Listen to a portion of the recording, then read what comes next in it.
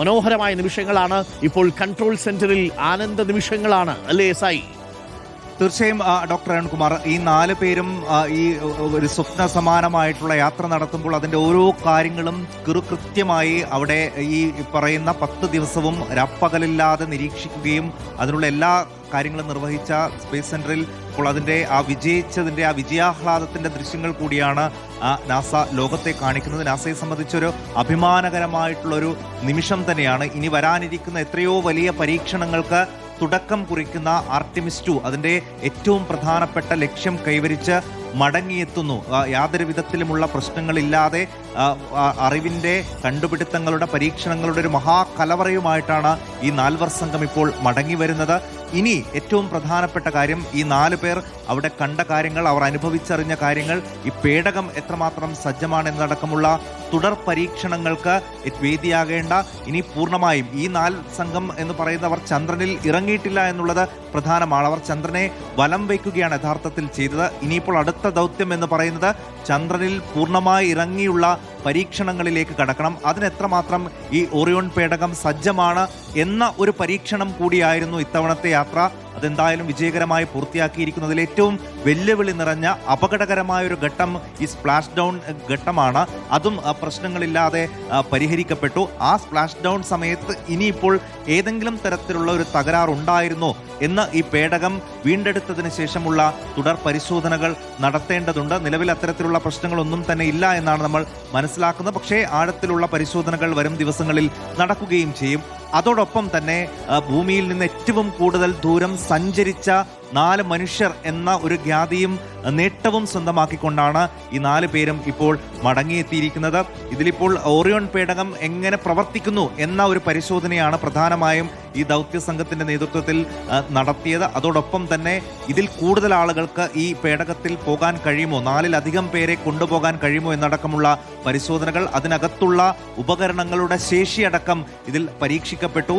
ഇതിൽ പങ്കെടുക്കുന്ന ഏതെങ്കിലും യാത്രികന് ആരോഗ്യ പ്രശ്നങ്ങളുണ്ടെങ്കിൽ CPR അടക്കമുള്ള കാര്യങ്ങൾ ചെയ്യാൻ എത്രമാത്രം സജ്ജമാണ് എന്നതടക്കമുള്ള കാര്യങ്ങൾ പോലും ഇതിൽ പരീക്ഷിക്കപ്പെട്ടു. യഥാർത്ഥത്തിൽ ഇതൊരു ഇനി വരാനിരിക്കുന്ന എത്രയോ അധികം യാത്രകളുടെ ഒരു പരീക്ഷണ ഘട്ടം കൂടിയാണ്, ഒരു നാഴികക്കല്ല് കൂടിയാണ്, ഒരു തറക്കല്ലിടൽ കൂടിയാണ്. അതെന്തായാലും സീരീസ് ആണ് എന്ന് വേണമെങ്കിൽ പറയാം. ആർട്ടിമിസ് എന്ന് പറയുന്നത് പ്രേക്ഷകർക്ക് അറിയാവുന്നതുപോലെ അപ്പോളോ ദേവന്റെ ട്വിൻ സിസ്റ്ററാണ്, സഹോദരിയാണ്, ഇരട്ട സഹോദരിയാണ്. ഈ ആർട്ടിമിസ് എന്ന പേര് കൊടുത്തത് തന്നെ അപ്പോളോ ദൗത്യത്തിന്റെ ഒരു തുടർച്ച എന്ന വണ്ണമാണ്. ആർട്ടിമിസ് പക്ഷേ ഒരു ദൗത്യത്തിൽ അവസാനിക്കുന്നില്ല. ഇത് ആർട്ടിമിസ് 2 ദൗത്യമാണ്. ആർട്ടിമിസ് 1ാമത്തെ ദൗത്യം 2022 നവംബറിൽ നമ്മൾ വിജയകരമായി പൂർത്തിയാക്കിയിരുന്നു. ഇത് ആർട്ടിമിസ് 2 ദൗത്യമാണ്. ആർട്ടിമിസ് 2 ദൗത്യത്തിൽ അത് മനുഷ്യരഹിത ദൗത്യമായിരുന്നു. അന്ന് യാത്രികരാരും ഉണ്ടായിരുന്നില്ല. ഓറിയോൺ പേടകം ചന്ദ്രനെ വലം വെച്ച് ഭൂമിയിൽ സുരക്ഷിതമായി എത്തിയതോടുകൂടിയാണ് ആർട്ടിമിസ് 1 എന്ന ദൗത്യം വിജയിക്കുന്നത്. അത് 2022 ഏകദേശം 3.5 വർഷങ്ങൾക്ക് മുമ്പാണ് ആർട്ടിമിസ് 1 ദൗത്യം പൂർത്തിയാക്കുന്നത്.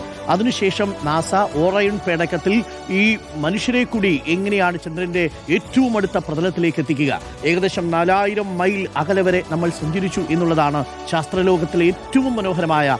ഇന്നുവരെ ചന്ദ്രന്റെ പ്രതലത്തിൽ നമ്മൾ കാണാത്ത പ്രതലങ്ങളുടെ ഭാഗത്തുകൂടി സഞ്ചരിച്ചു. അവിടെ നിന്നുള്ള ദൃശ്യങ്ങൾ പകർത്താൻ സാധിച്ചു. അതിന് സഹായകരമായത് നമ്മളുടെ ചന്ദ്രയാൻ ദൗത്യം കൂടിയാണ്. ചന്ദ്രന്റെ ജലസാന്നിധ്യം കണ്ടെത്തിയ മേഖല, എങ്ങനെയാണ് അവിടെ മനുഷ്യന് ഏതു ഭാഗത്ത് ഇറങ്ങാൻ കഴിയുമെന്നതിനെ കുറിച്ചുള്ള കൂടുതൽ വിവരങ്ങൾ കൊടുത്തതും ചന്ദ്രയാൻ ദൗത്യമാണ്. മനുഷ്യരുമായിട്ടുള്ള ചന്ദ്രനിലേക്കുള്ള യാത്രയായിരുന്നു ആർട്ടിമിസ് 2. നമ്മളൊക്കെ വീട് പണി ഇപ്പോൾ എയർലിഫ്റ്റ് ചെയ്യുന്നതിന്റെ ദൃശ്യങ്ങളാണ് പ്രിയപ്പെട്ട പ്രേക്ഷകരെ നമ്മൾ കാണാൻ പോകുന്നത്. ഇവിടെ നിന്നും പസഫിക് സമുദ്രത്തിലെ പ്രത്യേക ഈ സ്പീഡ് ബോട്ടിൽ നിന്നും എയർലിഫ്റ്റ് ചെയ്ത് ഈ വൈമാനികരെ ഉടൻ തന്നെ കപ്പലിലേക്ക് മാറ്റും. ജോൺ മാർത്ത എന്ന കപ്പലിലേക്കാണ്, USS ജോൺ പി മാർത്ത എന്ന കപ്പലിലേക്കാണ് മാറ്റാൻ പോകുന്നത്. അതിൻ്റെ ദൃശ്യങ്ങളാണ് പ്രേക്ഷകർ കാണുന്നത്.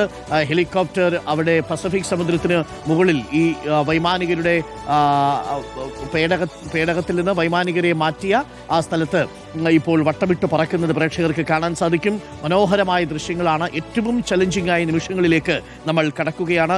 US നേവി ഷിപ്പായ USS ജോൺ പി മർത്തയിലേക്ക് അവരെ മാറ്റുന്നതിന് വേണ്ടിയിട്ട് എയർലിഫ്റ്റ് ചെയ്യുന്നതിന് വേണ്ടിയുള്ള ശ്രമമാണ് നടക്കുന്നത്. US-ന്റെ ഹെലികോപ്റ്റർ അവിടേക്ക് പ്രത്യേകം കോണി ഇറക്കി കൊടുക്കും. അതിനുശേഷം ഈ 4 വൈമാനികരെയും എയർലിഫ്റ്റ് ചെയ്യും. അതിനുള്ള ശ്രമങ്ങളാണ്. വലിയ കാറ്റ്, ഈ ഹെലികോപ്റ്ററിൽ നിന്നുള്ള കാറ്റ് ഈ ജലോപരിതത്തിൽ ഓളങ്ങൾ തീർക്കുന്നത് കാണാൻ സാധിക്കും. മനോഹരമായ കാഴ്ചയാണ്. കാഴ്ചയുടെ സൗന്ദര്യം, ഈ പ്രകൃതിയുടെ വിസ്മയം ഒക്കെയാണ് യഥാർത്ഥത്തിൽ നമ്മൾ കാണുന്നത്. മനുഷ്യന്റെ ശാസ്ത്ര കൗതുകവും പ്രകൃതിയുടെ മനോഹരമായ നീലദൃശ്യവും ഈ ഓളം വെട്ടി വിടരുന്ന കൗതുകവും ഒക്കെ ഒരേ ഫ്രെയിമിൽ നമുക്ക് കാണാൻ കഴിയുന്നു എന്നുള്ളതാണ്. ഭൂമിയിൽ നിന്ന് ഏകദേശം 4,06,771 കിലോമീറ്റർ സഞ്ചരിച്ച് ചന്ദ്രന്റെ ഉപരിതലത്തിന് തൊട്ടടുത്ത് ഇതാ നോക്കൂ, എയർലിഫ്റ്റ് ചെയ്യുകയാണ് നമ്മളുടെ വൈമാനികരെ. എയർലിഫ്റ്റ് ചെയ്യുന്നതിന്റെ ദൃശ്യങ്ങളാണ് പ്രേക്ഷകർ കാണുന്നത്. US നേവി ഷിപ്പായ USS ജോൺ പി മർത്തയിലേക്ക് അവരെ നീക്കാൻ വേണ്ടിയാണ് ഇപ്പോൾ എയർലിഫ്റ്റ് ചെയ്യുന്നത്. അങ്ങനെ 4 വൈമാനികരെയും എയർലിഫ്റ്റ് ചെയ്തതിന് ശേഷമായിരിക്കും US-ന്റെ ഹെലികോപ്റ്റർ അവരെ തൊട്ടടുത്ത് തന്നെയുള്ള US-ന്റെ നേവി ഷിപ്പിലേക്ക് മാറ്റുക. ജോൺ പി മർത്ത ഈ വൈമാനികരെ കാത്തവിടെ ഇരിപ്പുണ്ട്. US സൈനികരാണ് അവരെ എയർലിഫ്റ്റ് ചെയ്യാൻ വേണ്ടി സഹായിക്കുന്നത്. മനോഹരമായ ദൃശ്യങ്ങളാണ്.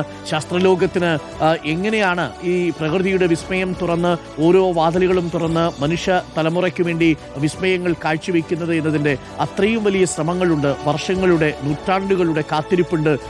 ഒരുപക്ഷെ നാസ രൂപീകരിച്ചത് മുതൽ ഇങ്ങോട്ടുള്ള ഏറ്റവും വലിയ പരിവേഷണങ്ങളിൽ ഒന്നാണ് ആർട്ടിമിസ് 1, ആർട്ടിമിസ് 2, ആർട്ടിമിസ് 3, ആർട്ടിമിസ് 4 എന്നിങ്ങനെ പല സീരീസുകളിലായിട്ടുള്ള ദൗത്യം.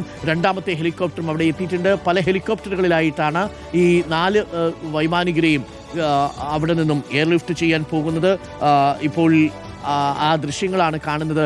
എയർലിഫ്റ്റ് ചെയ്യുമ്പോൾ അവർ സഞ്ചരിക്കുന്ന അവരുടെ സ്പീഡ് ബോട്ടിന് ചുറ്റും വട്ടം വീശി വിടരുന്ന ഓളങ്ങൾ പ്രേക്ഷകർക്ക് കാണാം. മനോഹരമായ ദൃശ്യങ്ങളാണ്. ഒരു മനോഹരമായ ദൃശ്യം, പസഫിക് സമുദ്രത്തിലേക്ക് ഈ ഓറയോൺ പേടകം ഈ 5 പാരച്യൂട്ടുകളാൽ വന്നിറങ്ങുന്ന മനോഹരമായ ഒരു നിമിഷമുണ്ട്. ഭൂമിയെ ചുംബിക്കുന്ന ഓറയോൺ പേടകം സമുദ്രത്തെ ചുംബിച്ച് ഈ പസഫിക് സമുദ്രത്തിലേക്ക് ലാൻഡ് ചെയ്യുന്ന സ്പ്ലാഷ് ഡൗൺ ആയിരുന്നു ഏറ്റവും മനോഹരമായ ദൃശ്യം.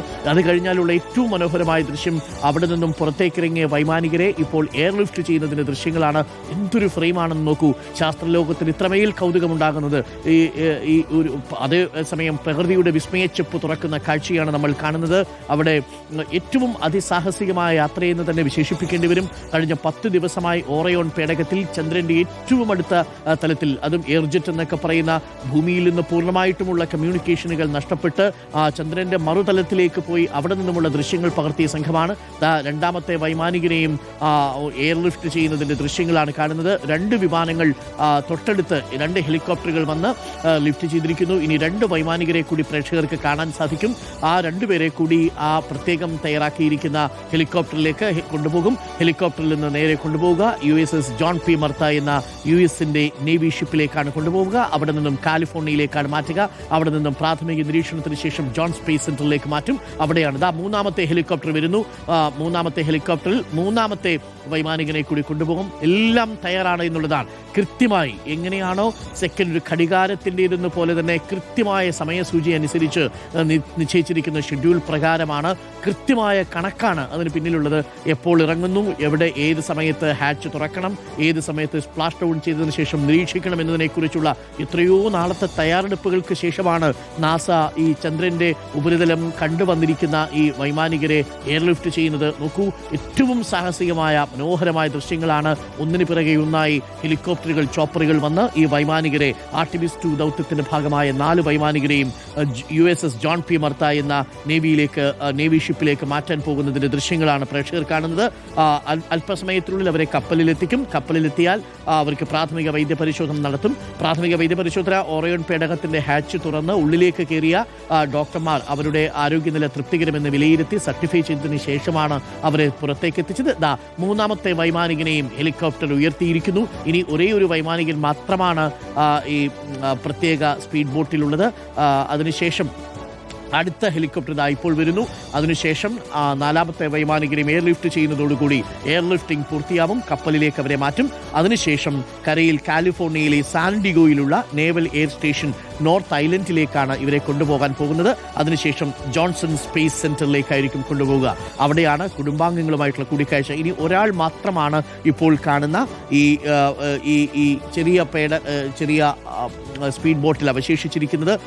അതിനുശേഷമായിരിക്കും യാത്രക്കാരെ മാറ്റിയ ശേഷം ഈ 11 ടൺ ഭാരമുള്ള ഓറയോൺ പേടകവും സുരക്ഷിതമായി വീണ്ടെടുക്കും കേട്ടോ. അതും കെന്നഡി സ്പേസ് സെന്ററിലേക്ക് മാറ്റും. കപ്പലിന്റെ പിൻഭാഗത്തെ വെള്ളത്തിനടിയിലുള്ള പ്ലാറ്റ്ഫോമിൽ ഒരു വെൽ ഡെക്കിലേക്ക് ഇതിനെ മാറ്റും. 4ാമത്തെ ഹെലികോപ്റ്ററും ഇപ്പോൾ വൈമാനികരെ കൊണ്ടുപോകാനായിട്ട് തിരിക്കുന്നു. ഇനി അവശേഷിക്കുന്നത് നാലാമത്തെ ഒരേയൊരു വൈമാനികൻ മാത്രമാണ്. അദ്ദേഹത്തെ കൂടി അല്പസമയത്തിനുള്ളിൽ ഹെലികോപ്റ്ററിലേക്ക് എയർലിഫ്റ്റ് ചെയ്യും. അതിനുശേഷം എല്ലാം തയ്യാറായി കഴിഞ്ഞിരിക്കുന്നു. അതിനുശേഷം തൊട്ടടുത്ത് തന്നെയുള്ള കപ്പലിലേക്ക് കൊണ്ടുപോകും. അവിടെ വൈമാനികനും ഒപ്പം ഈ നേവിയുടെ ഉദ്യോഗസ്ഥന്മാരുമുണ്ട്. ഈ കപ്പലിൽ ഇവരെ ഈ എയർലിഫ്റ്റ് ചെയ്ത് കൊണ്ടുപോകാനായി കാലിഫോർണിയയിലേക്കാണ് ഇവരെ ആദ്യം കൊണ്ടുപോകുക. കപ്പലിൽ കൊണ്ടുപോയി വൈദ്യപരിശോധന പൂർത്തിയാക്കിയതിനു ശേഷമായിരിക്കും അവരെ കാലിഫോർണിയയിലേക്ക് കൊണ്ടുപോവുക. സാൻഡിഗോയിലെ നേവൽ എയർ സ്റ്റേഷനിൽ വലിയ സ്വീകരണം ഒരുക്കിയിട്ടുണ്ട്. കുടുംബാംഗങ്ങൾ എത്തുന്നത് ജോൺ സ്പേസ് സെന്ററിലാണ്. നാലാമത്തെ വൈമാനികനെയും എയർലിഫ്റ്റ് ചെയ്യുന്നതിൻ്റെ തത്സമയ ദൃശ്യങ്ങളാണ് പ്രേക്ഷകർ കാണുന്നത്. അങ്ങനെ 4 സൈനികരെയും എയർലിഫ്റ്റ് ചെയ്ത് ഇപ്പോൾ തൊട്ടടുത്ത് തന്നെയുള്ള USS ജോൺ പി മർത്ത എന്ന കപ്പലിലേക്ക് മാറ്റാൻ പോകുന്നു എന്നുള്ളതാണ്.